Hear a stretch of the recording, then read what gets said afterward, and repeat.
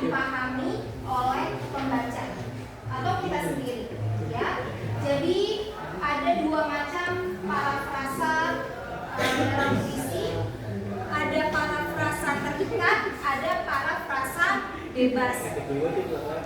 Jadi dalam pembelajaran ini yang Ibu harapkan kalian bisa memahami definisi atau makna dari parafrasa puisi. Kemudian tujuan pembelajaran kali ini adalah Ibu berharap kalian bisa membedakan mana parafrasa terikat dan mana parafrasa bebas, ya.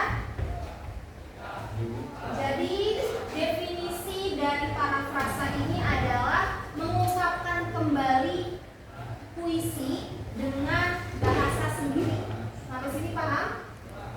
Jadi menggunakan bahasa sendiri, ya. Kita seperti membuat karangan bebas. Nah, seperti itu. Jadi kalau misalnya ada puisi yang kita lihat sulit dimaknai, nah kita buat parafrasanya. Nanti ada langkah-langkahnya untuk memparafrasakan puisi. Jadi kita buat puisi tersebut menjadi karangan bebas, menjadi kalimat. Kemudian tujuannya apa sih memparafrasakan puisi itu? Tujuannya adalah untuk memudahkan pembaca dalam memahami puisi, ya. Karena kan sudah dibuat prosa itu karangan bebas, ya. Jadi kita menggunakan bahasa sendiri untuk menjelaskan inti dari puisi yang kita buat parafrasa tersebut.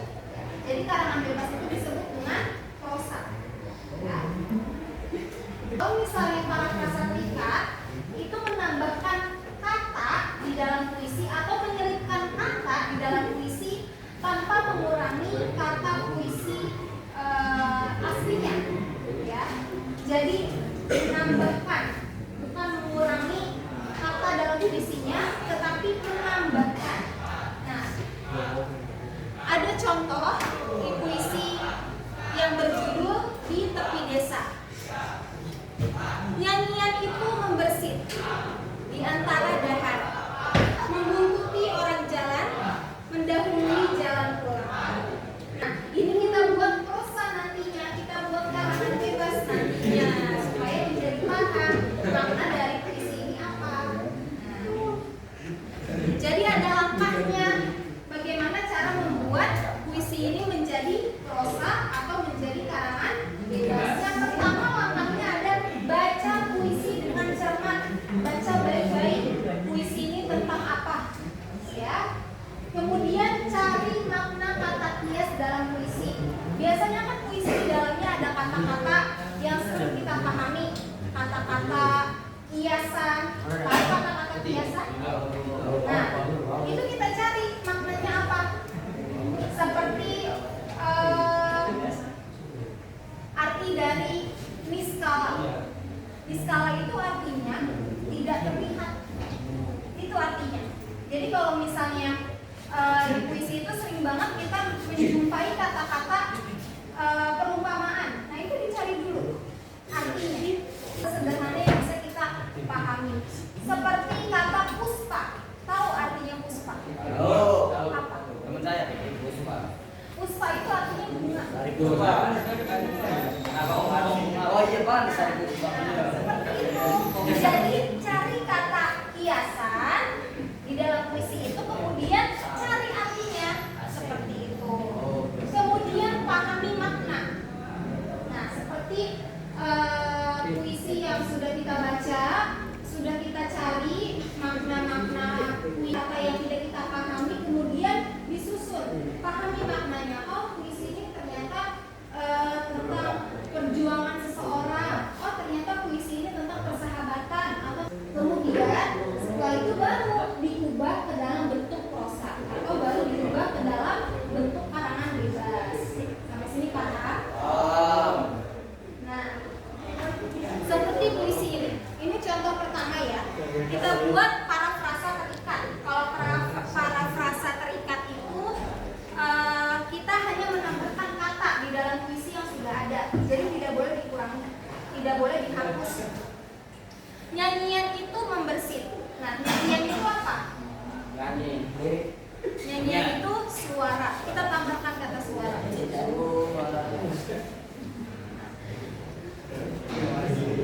Suara nyanyian itu membersit. Kita tambahkan lagi membersit supaya lebih mudah dipahami. Kita tambahkan kata tiba-tiba. Suara nyanyian itu tiba-tiba membersit, jadi lebih mudah dipahami. Karena ditambahkan kata yang baru. Kemudian di antara dahan kita tambahkan kata terdengar. Terdengar. Terdengar di antara dahan. Jadi maksudnya suara nyanyian itu terdengar di antara dahan. Maksudnya.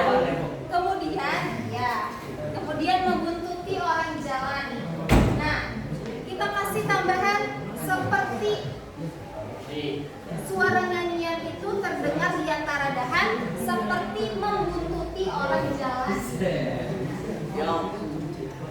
Kemudian mendahului jalan pulang.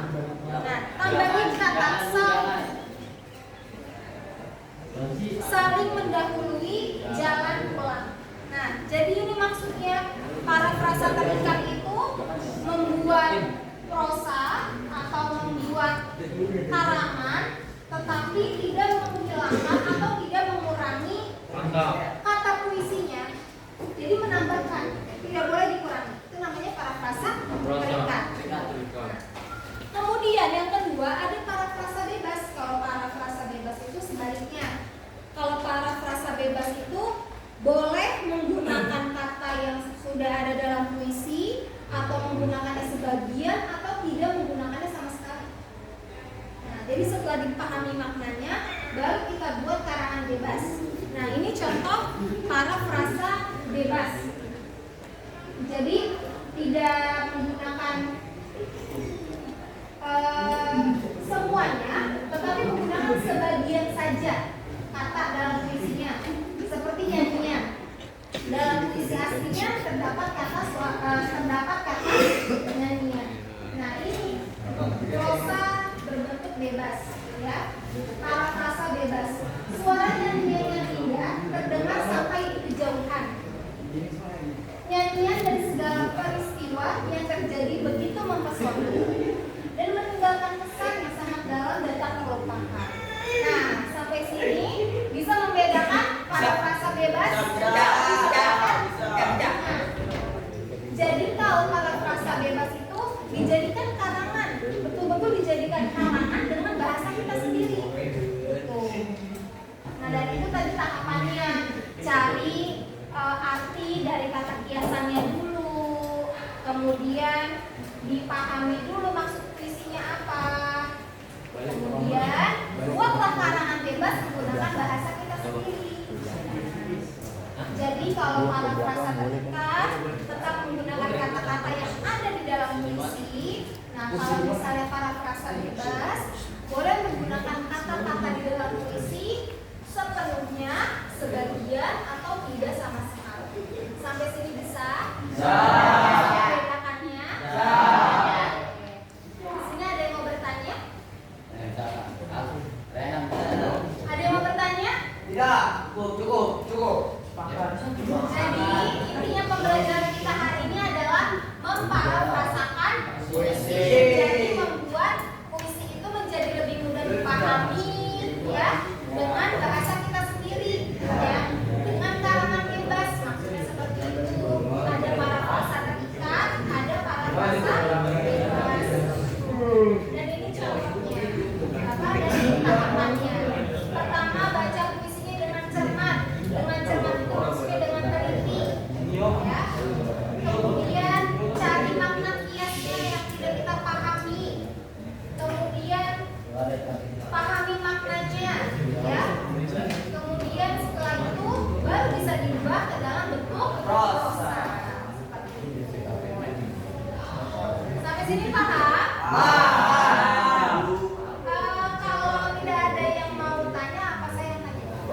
Boleh. Saya yang tanya ya? Ya, tanya lu. Oke. Tanya kamu lagi. Tadi parafrasa terbagi menjadi berapa jenis?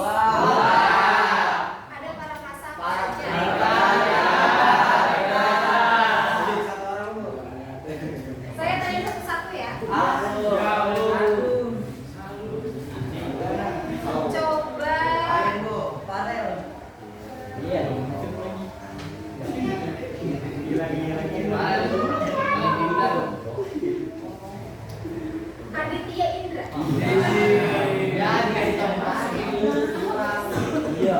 Dipilihin. Nah, Udah. yang kamu pahami parafrasa terikat itu apa? Bahasa yang tidak ditambahkan kata. Ya, betul. Jadi, parafrasa terikat itu adalah menambahkan kata atau menyisipkan kata dalam puisi tanpa mengurangi isi puisi aslinya. Tepuk tangan buat temannya.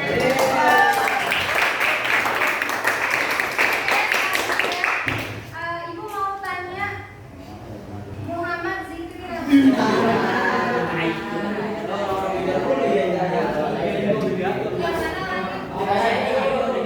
Oke. Pertanyaannya, apa yang kamu pahami tentang parafrasa bebas? Puisi yang berupa yang menggunakan kata-kata bebas.